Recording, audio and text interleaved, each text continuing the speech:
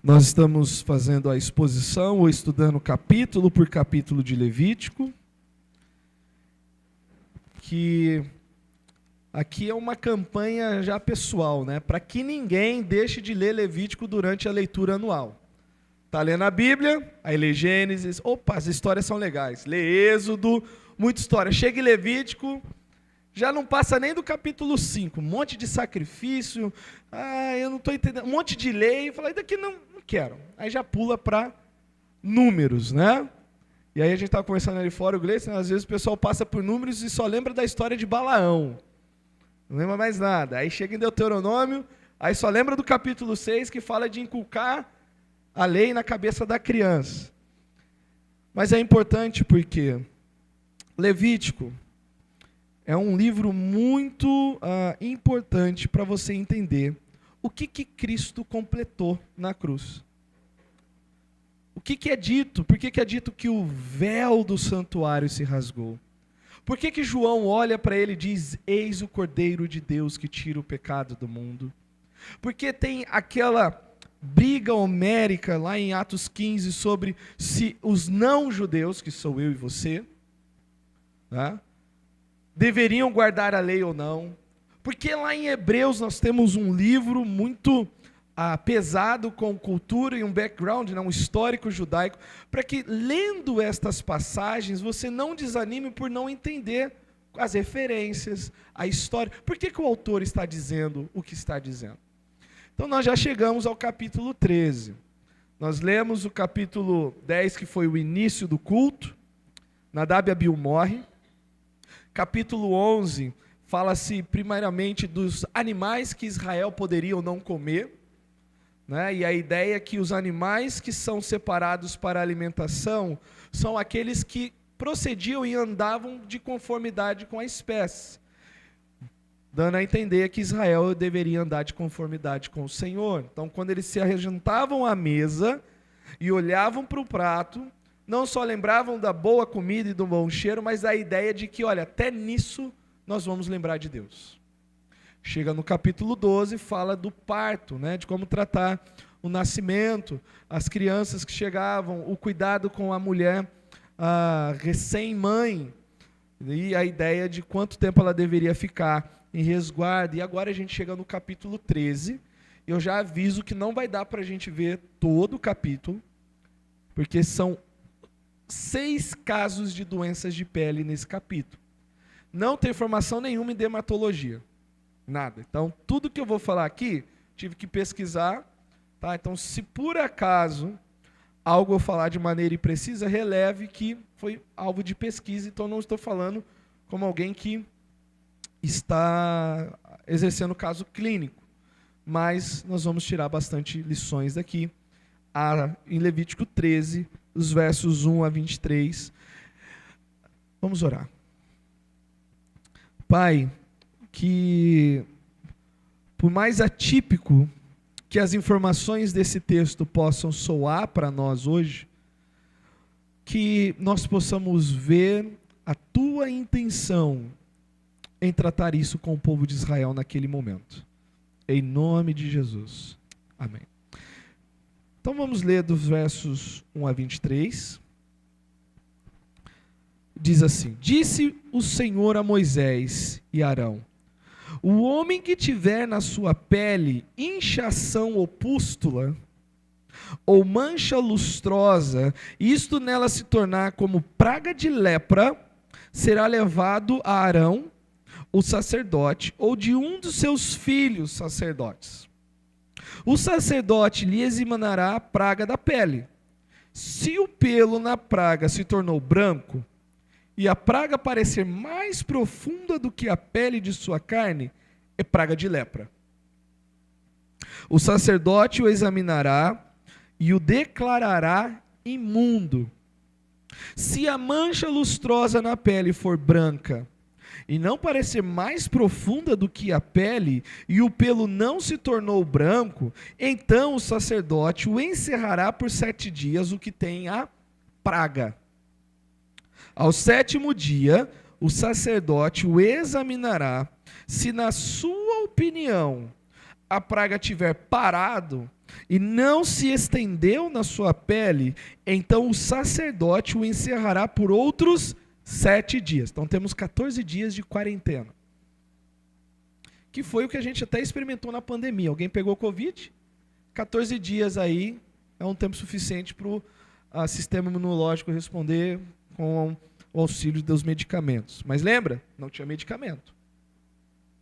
Não tinha medicamento nesse momento.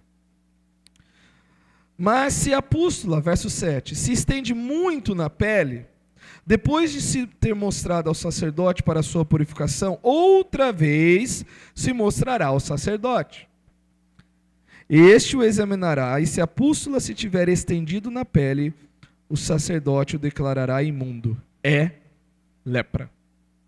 Quando o homem houver praga de lepra, será levado ao sacerdote, e o sacerdote o examinará, e se há inchação branca na pele, a qual tornou o pelo branco, e houver carne viva, literalmente, carne viva, é a melhor tradução aí, na inchação, é lepra inveterada na pele. Portanto, o sacerdote o declarará imundo, não o encerrará, porque é imundo. Se a lepra se espalhar de todo na pele, e cobrir a pele do que tem a lepra, desde a cabeça até os pés, quando podem ver os olhos do sacerdote. Então este o examinará. Se a lepra cobriu toda a carne, declarará limpo o que tem a mancha. A lepra tornou-se branca, o homem está limpo. Mas no dia em que aparecer nela carne viva, será imundo. Vendo, pois, o sacerdote a carne viva, declará-lo-á imundo. A carne viva é imunda, é lepra. Se a carne viva mudar e ficar de novo branca, então virá ao sacerdote. Este o examinará. Se a lepra se tornou branca, então o sacerdote declarará limpo o que tem a praga. Está limpo.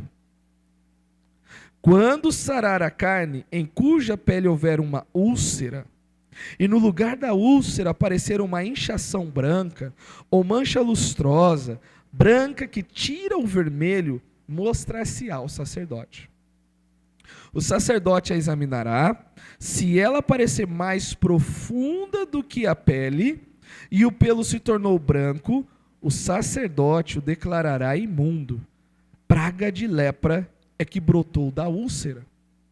Porém, se o sacerdote o examinar e nela não houver pelo branco, e não estiver ela mais profunda do que a pele, porém baça, então o sacerdote o encerrará por 7 dias. Se ela se estender na pele, o sacerdote o declarará imundo. O homem é lepra. Mas se a mancha lustrosa parar no seu lugar, não se estendendo, é cicatriz da úlcera. O sacerdote, pois, o declarará limpo. Até aí. Porque o capítulo tem 59 versículos e tem mais outros 6 casos. Então nós vamos ver 3. A vida no deserto, lembra onde eles estavam? Deserto. A vida no deserto não era, e creio que continua não sendo algo tão fácil de viver. Viver no deserto não é uma coisa muito agradável.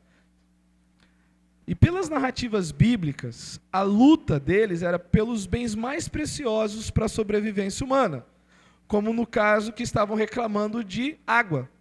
Moisés nos tirou do Egito para fazermos morrer de sede aqui. Chegaram a um determinado lugar e não encontraram água. Quando não era a falta de água, eles encontraram água no lugar chamado Mara. Quem lembra a condição da água daquele lugar? Eram águas amargas. Se era falta, e quando tinha, não era potável. Falta de comida. Sem contar que sobrenaturalmente Deus estava cuidando do povo devido aos extremos do local. De dia um calor escaldante, e de noite calor frio. Tá? Então de dia Deus estava numa nuvem, cobrindo e atenuando o calor, pelo menos para toda aquela fila Às vezes tem, se você já deve ter assistido o filme de Moisés, da Record, algum desses filmes antigos, dá uma percepção de, pelo menos, aí, 3 milhões de pessoas caminhando no deserto e a extensão dessa nuvem cobrindo e poupando-os daquele calor e daquele sol escaldante de noite, a coluna de fogo trazendo algum tipo de aquecimento. Mas ao contrário do que foi sugerido sobre a dieta do povo no deserto, lembra que a gente falou isso no capítulo 11, como algo de saneamento básico, né? Eu perguntei para uma aluna essa semana lá na escola, falei, leia Levítico 11 e depois me diga por que Deus mandou comer animais assim e não assado. E aí ela perguntou para alguém da igreja e ela veio conversar dizendo que era por causa do perigo de alguma doença que o animal poderia ter. Esse é o pensamento mais comum que se tem e nós vimos que não foi isso. Mas nesse caso, né, o cuidado com o saneamento básico, o cuidado com a saúde é o alvo, para evitar algum tipo de epidemia, no caso do tratamento de determinadas doenças que podemos com segurança perceber que era a preocupação no contexto. Fique isolado, não venha no mundo, não se coloque no meio de todos e nem se apresente para o culto.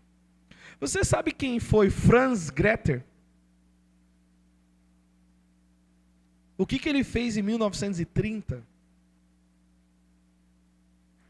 Ele desenvolveu um creme amplamente usado hoje, o protetor de pele. Sabe protetor solar? Em 1930 foi desenvolvido o creme que o pessoal com a pele mais sensível passa para não ter queimadura, não ter nenhum tipo de agressão à sua pele. Não havia isso na época que o povo estava no deserto. Não havia um protetor de pele. O que nós temos, que é uma leve menção, lá em Isaías capítulo 1, quando Deus fala que as feridas que criaram crosta, casca, não são amolecidas com azeite. É o máximo de informação que nós temos do cuidado que esse povo tinha com respeito a qualquer coisa que surgisse na pele. Porém, na época do povo no deserto, não temos qualquer vestígio de algum produto que viesse diminuir os efeitos do sol escaldante e também o frio cortante sobre a pele. As doenças de pele que podem ocorrer no deserto são frequentemente relacionadas a condições extremas de clima. Exposição solar intensa e falta de umidade. É seco, né? Tem água? É seco.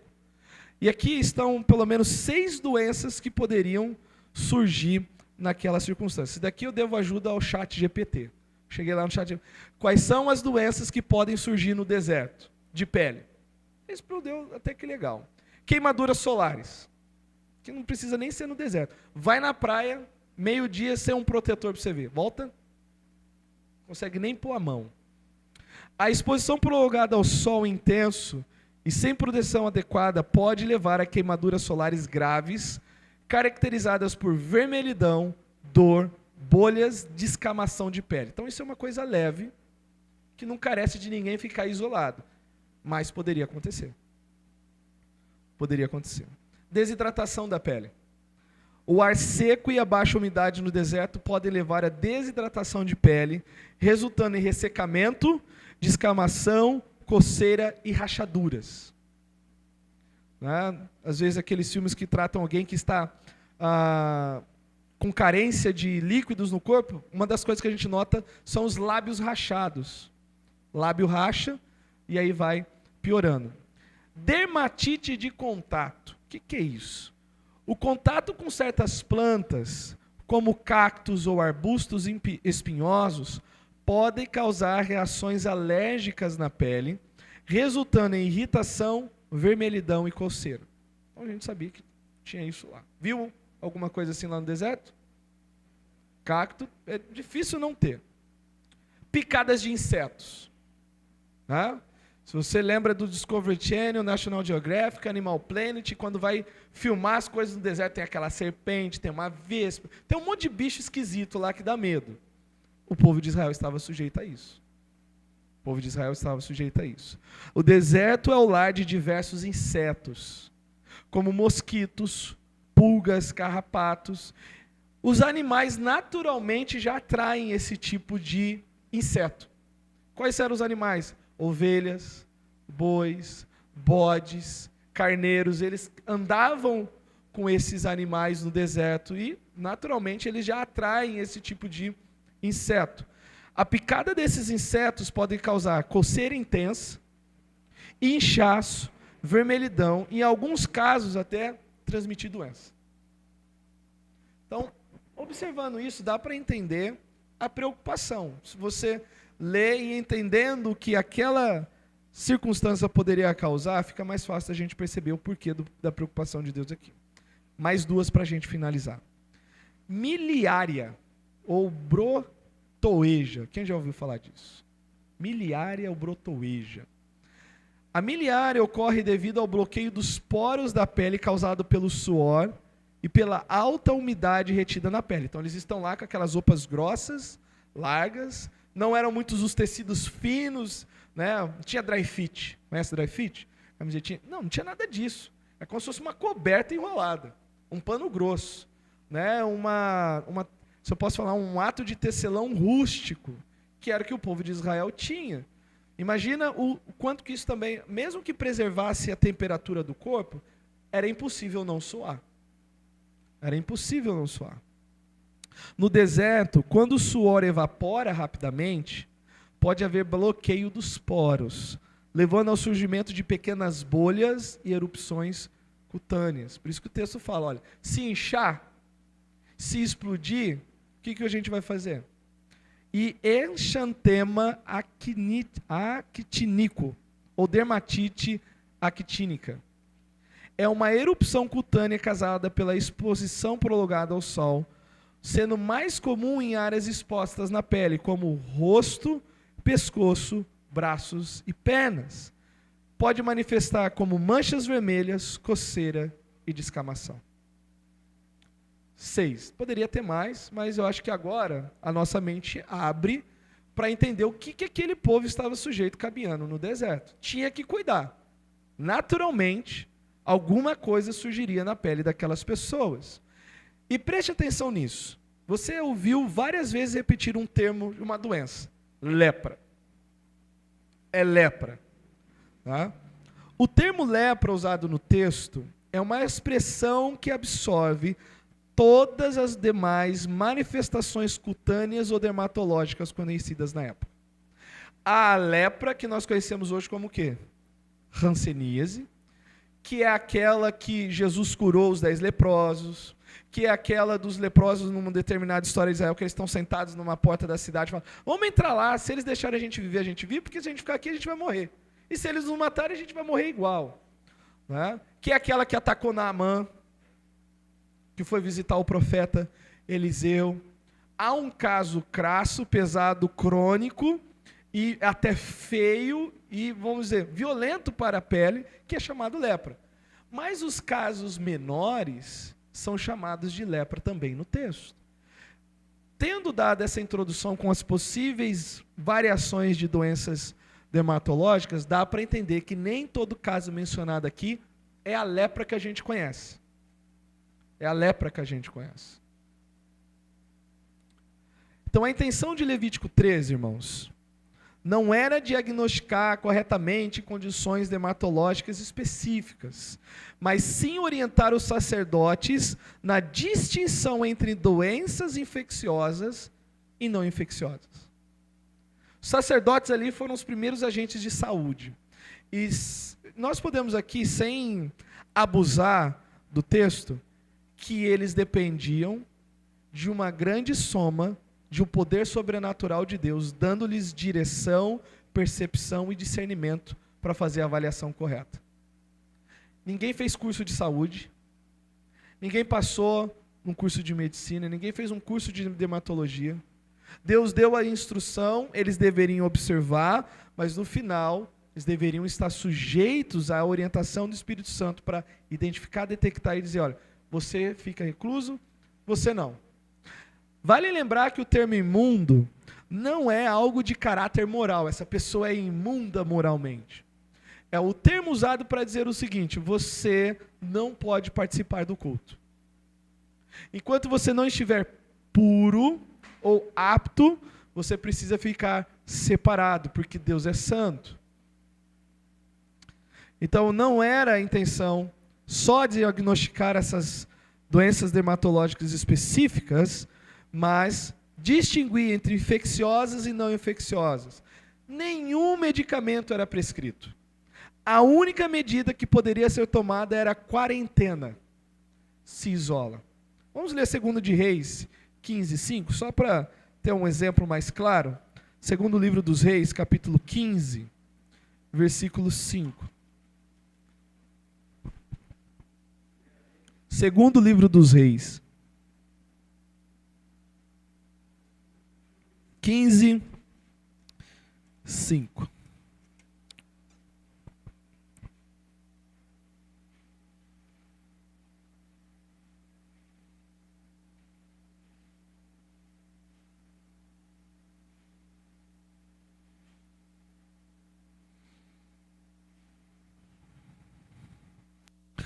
Diz assim: o Senhor feriu ao rei, e este ficou leproso até o dia da sua morte.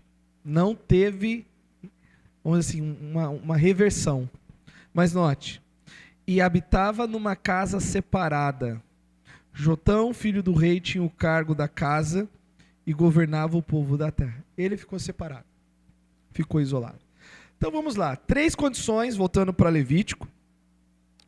Hoje vai ser muito mais só explicativo mesmo, porque a gente vai ter uma imagem melhor quando terminarmos todo o capítulo 13.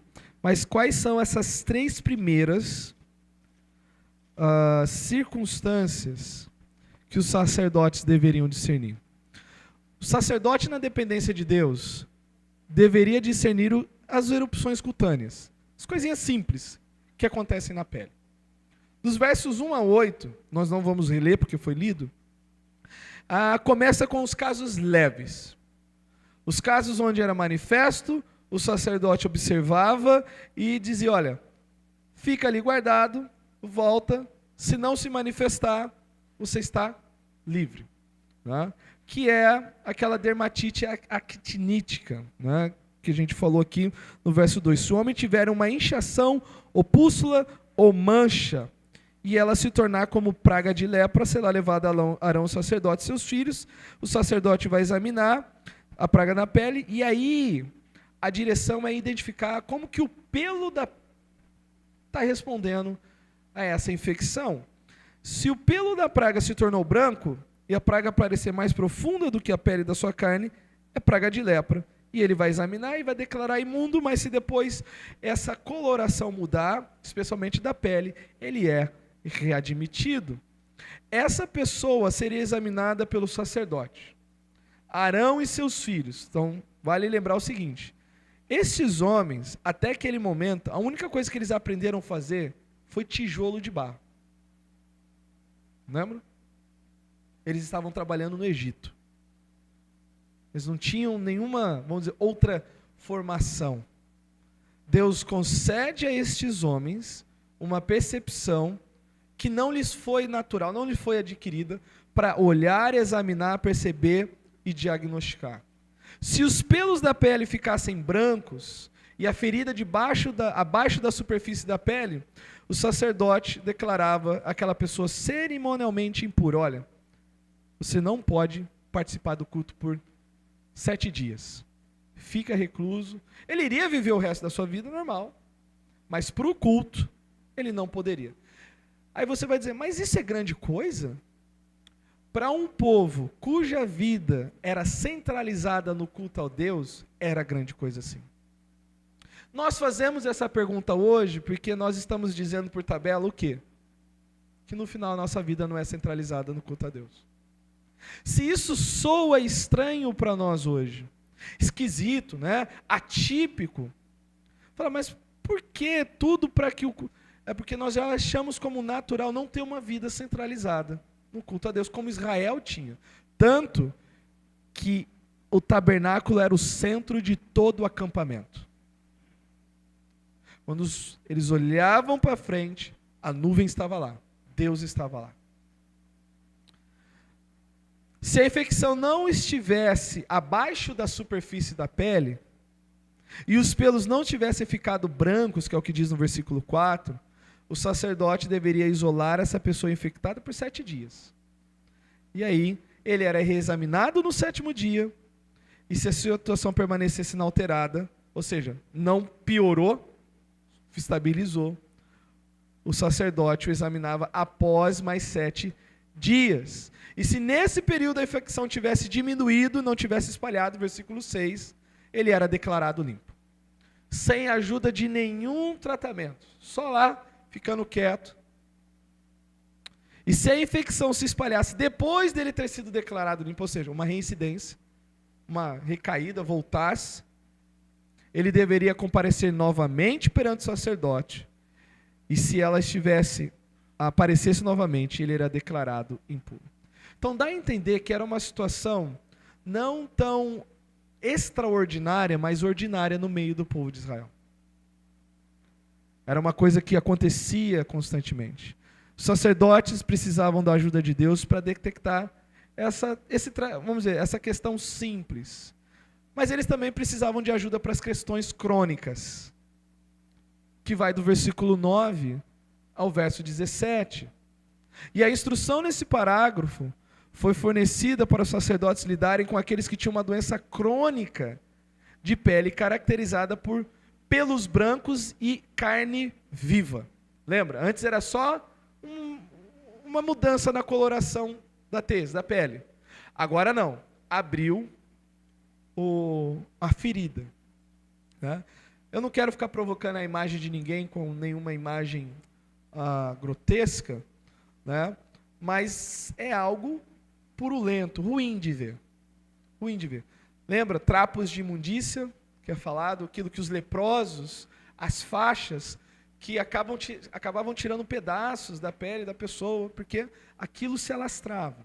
Então, dos versos 10 a 11, aqui, a instrução é o seguinte: olha, se o negócio é um pouco pior, e aí a carne está viva, essa pessoa deveria ser declarada imunda.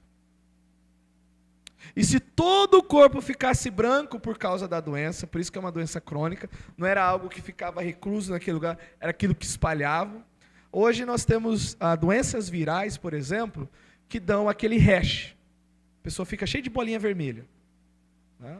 Outros casos, quando há uma alergia a alimentos, também há uma modificação na pele, até inchaço no olho, nos lábios.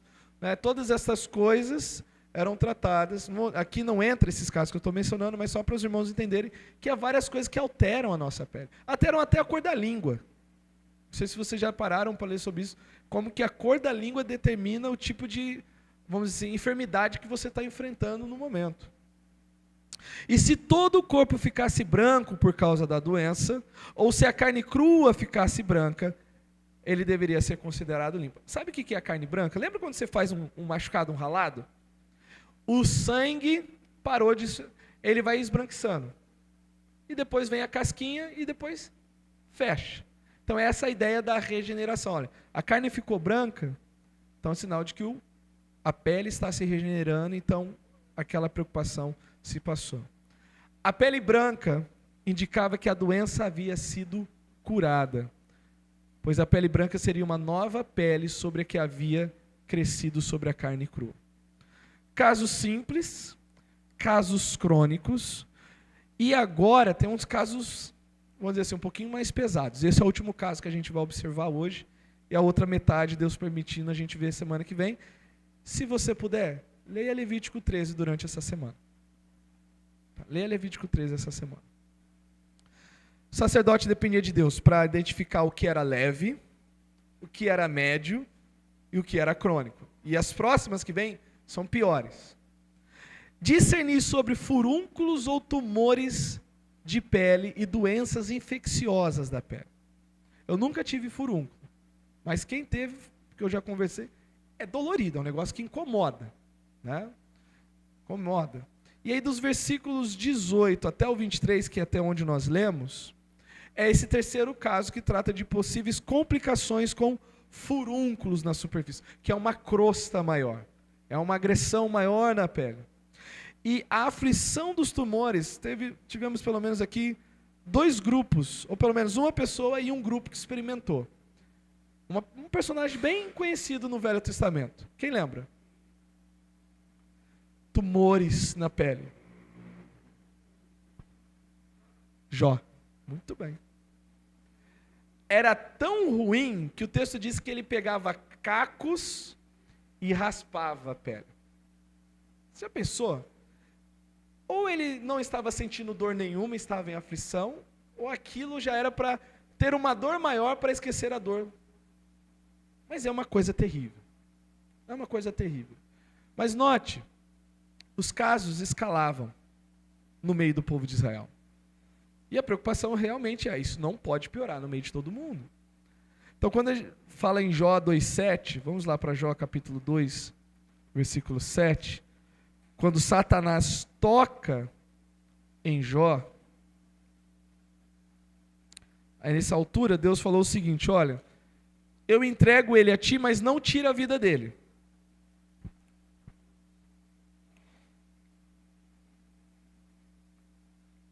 E diz assim, então saiu Satanás da presença do Senhor, Jó 2,7, e feriu Jó de tumores malignos, desde a planta do pé até o alto da cabeça.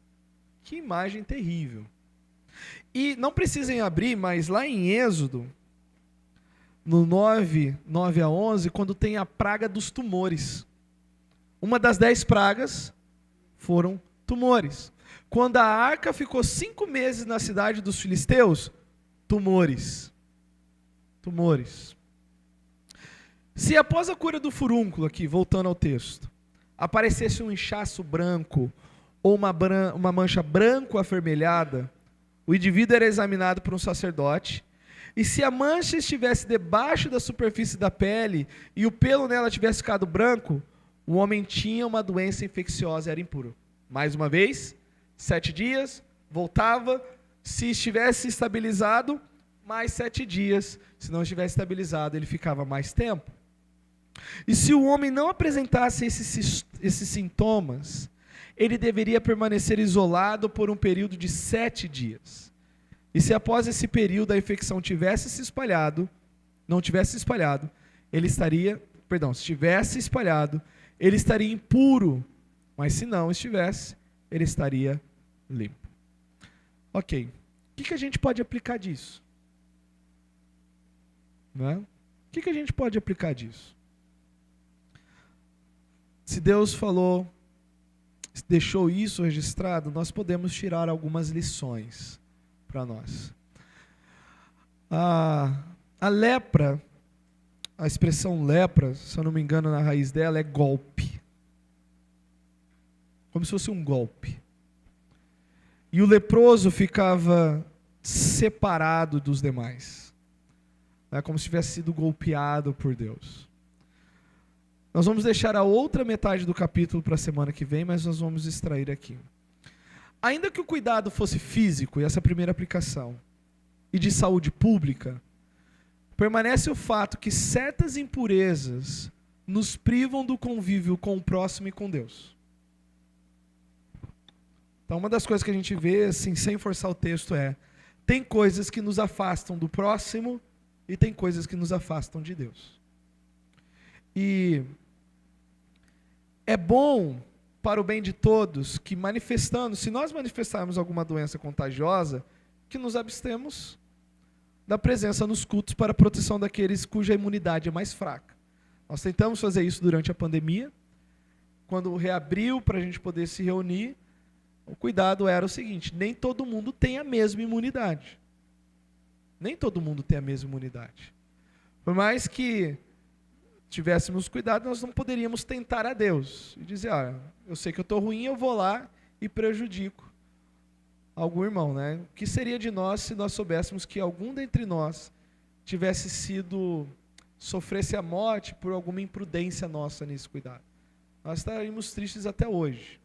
Então louvamos a Deus que Deus nos deu sabedoria e nós conseguimos, pelo menos, não provocar esse mal no nosso meio. Mas isso não precisa ser só com a Covid. E isso aqui é um princípio básico de saúde. Se você está com algo que pode casar mal para uma outra pessoa, evite de vir. Graças a Deus agora a gente pode ter pela internet. Acompanhe. Mas principalmente, nós devemos cuidar com as impurezas que nos impedem de ter comunhão com Deus. Aí você fala, eu não estou com nenhuma doença de pele. Mas e se você fosse apresentar a Jesus agora para ele avaliar o seu coração? O que ele vai declarar sobre você? Você está limpo ou você está impuro? Ele é o nosso sumo sacerdote. É ele que pode declarar se alguém está apto ou não para o culto. E nós sabemos que o que nos impede de ter comunhão com Deus é o pecado. Não o pecado presente, mas o pecado não confessado. O pecado não abandonado. O pecado não arrependido. Se você lê Isaías 59, Deus fala assim através do profeta: eis que a mão do Senhor não está encolhida para que possa ajudar, nem surdo o seu ouvido para que possa ouvir, mas as vossas iniquidades fazem separação entre vós e o vosso Deus, de modo que ele esconde o rosto de vós. Vamos ler Isaías capítulo 1. Isaías capítulo 1. Nós estamos fazendo as aplicações para terminar. Deus olha para uma doença física e ele atribui uma ilustração espiritual para o relacionamento com ele. Então, quando a gente chega em Isaías capítulo 1, diz assim, verso 2: ouvi, ó céus, e dá ouvidos, ó terra, porque o Senhor é quem fala. Criei filhos e os engrandeci, mas eles estão revoltados contra mim. O boi conhece o seu possuidor, o jumento, dono da sua manjedoura, mas Israel não tem conhecimento, o meu povo não entende. Ai desta nação pecaminosa, povo carregado de iniquidade, raça de malignos, filhos corruptores, abandonaram o Senhor, blasfemaram do Santo de Israel, voltaram para trás. Por que haveis ainda de ser feridos, visto que continuais em rebeldia? Toda a cabeça está doente, todo o coração enfermo. Desde a planta do pé até a cabeça, não há nele coisa sã, senão feridas, contusões, chagas inflamadas, umas e outras não espremidas, nem atadas e nem amolecidas com óleo. A vossa terra está assolada e as vossas cidades consumidas pelo fogo. A vossa lavoura os estranhos a devoraram. Em vossa presença e a terra se acha devastada, como numa subversão de estranhos. A filha de Sião é deixada como choça na vinha, como palhoça no pepinal, como cidade sitiada. Se o Senhor dos Exércitos não nos tivesse deixado alguns sobreviventes, já nos teríamos tornado como Sodoma e semelhantes como Gomorra. Ouvi a palavra do Senhor, vós príncipes de Sodoma, prestais ouvidos à lei do nosso Deus, vós povo de Gomorra. De que me serve a mim a multidão dos vossos sacrifícios? Diz o Senhor. Estou farto dos holocaustos de carneiros e de gordura de animais cevados, e não me agrado do sangue de novilhos, nem de cordeiros, nem de bodes. Quando vindes para comparecer perante mim, quem vos requereu o só pisar nos meus átrios? Não continueis trazer ofertas vãs.